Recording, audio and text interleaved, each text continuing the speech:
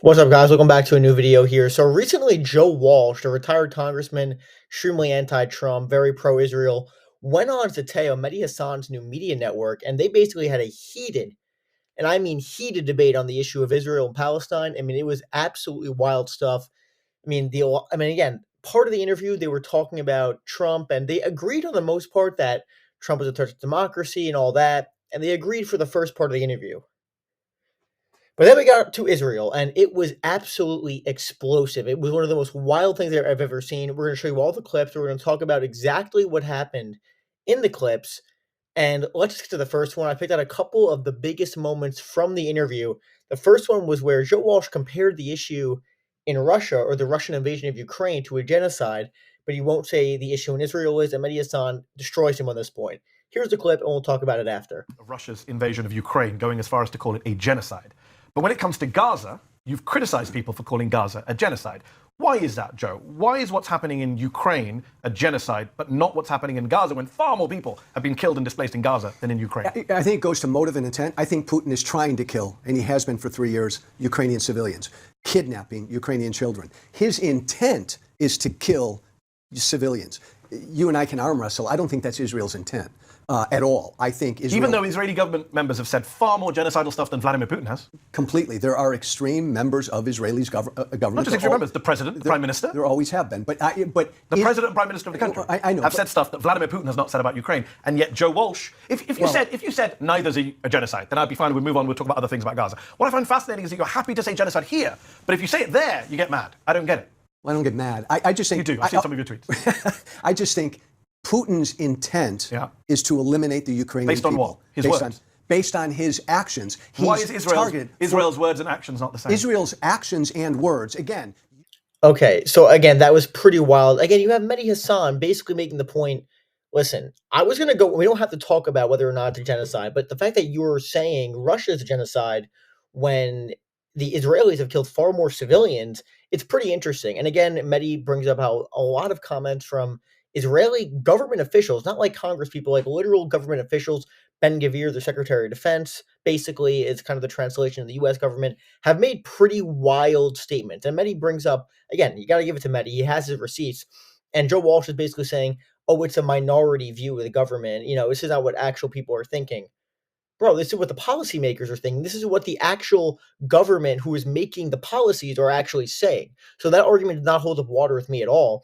And frankly, I think Mehdi kind of destroys him on that point. And again, what the Russians doing, like, they're clearly not trying.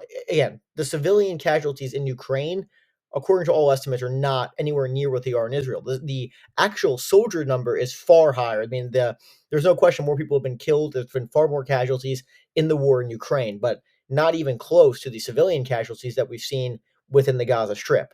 So again, I think that Mehdi Hasan just absolutely hammers him on that point. And I think if you're being objective, you come away thinking, yeah, Joe Walsh clearly has a bias and he's clearly not making the good argument there. Now, again, the second part, which I thought was absolutely wild, which you've seen a lot of people on the Israeli side make the argument that, hey, if the Israelis wanted to kill every single person in the Gaza Strip, we could do that immediately. We could just drop a nuclear bomb and just end it, which is obviously an insane argument for a number of, first of all, let's just be clear. If they were to do that, they can't do that in practicality, because even countries like the United States, who are in full support of Israel, if you were to do something like that, there's no way you can, again, given the current administration, who the hell knows what they would do, but you can't realistically think they would support this. The entire world would revolt against Israel, and I think you would even see Middle Eastern countries like Turkey, for example, potentially invade Israel. It's not practical for them to do that. So the idea that, if they wanted to do that, they could just drop a nuclear bomb, it's ridiculous, it's not practical, it's not feasible. But Joe Walsh brings this up as an argument, which is wild. And Mehdi Hasan just obliterates him, and I think that he'll say it better than I did. Here's a clip of Mehdi Hasan just dog walking Joe Walsh on this point. Here's the clip, guys. ICJ is investigating him. That's why some of Israel's leading Holocaust scholars have said it's a genocide. If Israel wanted to exterminate the Palestinian people, they could have done it in 3 months. That's the worst argument you've ever made in all the time I've made. I'll tell you why. Vladimir Putin could have erased everyone in Ukraine with a nuke. No. Yes, he could. Oh, God, no. Yes, he could. Well, with a nuke. Yeah. But with a nuke, then No, hold on. Your argument is Israel is not genocidal because they haven't killed everyone in Gaza and they could. I'm saying Vladimir Putin could kill everyone in Ukraine and he hasn't. Therefore, according to Joe Walsh's logic, Vladimir Putin is not genocidal. A different situation in this degree. Israel is capable. From day one, they were As capable. is Putin. Well, only with nukes. Israel is fighting another sovereign nation with a full-on military, with the support of the world community. Ukraine. Oh, Right, you meant Russia. You said Israel. Oh, I'm sorry. Russia, I'm sorry. So Russia literally has an opposing army supported that. But it could wipe it out. And by the way, the definition of genocide is not to kill everyone in a place. You know this, right? I do. They don't have to kill everyone to be genocidal. Oh, I know that. But Mehdi. But what they've done meets many of the criteria of genocide, which is why they're in front of the ICJ, which is why some of the leading genocide scholars in the world are saying it's a genocide. No. Omar Bartov, Israeli Holocaust historian. Amos Goldberg, Israeli Holocaust historian. Daniel Blatvick, Israeli Holocaust. They all say it's genocide. Are they crazy? These people study this for a living, Joe. But do you? Not you and me. No, I know that, and I respect those opinions. But I don't think that's the majority view. But secondly, going back to Russia, Amnesty International, Human Rights Watch, all say genocide. Well, again, human rights groups. Israeli Holocaust historians, Joe Walsh. With respect, what do you know that they don't know? With respect. I'm sure it's more than Joe Walsh. But again, just to get back to Russia on this point, Mehdi, so Russia would be forced to use a nuke because Russia is fighting literally an army. But they could, is what I'm saying. People were worried about Putin using nukes. But a nuke then would mean the destruction of Russia. That's a whole different equation. Israel doesn't have to use a nuke, and they didn't from day one, to get rid of the Palestinian people. But they have made life uninhabitable. It's not. Okay, obviously a ridiculous argument. And when he's basically said, great argument from Mehdi basically saying, hey, the Russians could have done the same thing. And Joe Walsh has no good answer. His answer is, oh, the Russians couldn't have done that because Russia would have been destroyed. What? I mean, the Russians could have dropped the nuke on Ukraine immediately if they wanted to and commit genocide. So the argument is ridiculous that Joe Walsh is making. Because again, the idea that if Israel dropped a nuclear bomb on Palestine, on the Gaza Strip, there would be absolute uproar from the entire worldwide community. You would have Middle Eastern countries like the Turks.